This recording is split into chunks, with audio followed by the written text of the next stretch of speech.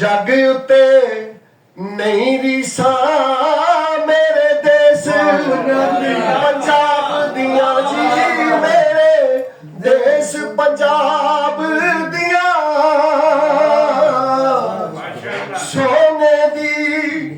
एक खसूसी तौर पे सारे पंजाबी वीरां वास्ते ते स्पैशली जनाब इलियास घुमन साहब वास्ते माइया जी सोने दी माला है जी सोने दी माला है पुत मैं पंजाब दा मेरा रब रखवाला है जी मेरा रब रखवाला है क्या कहने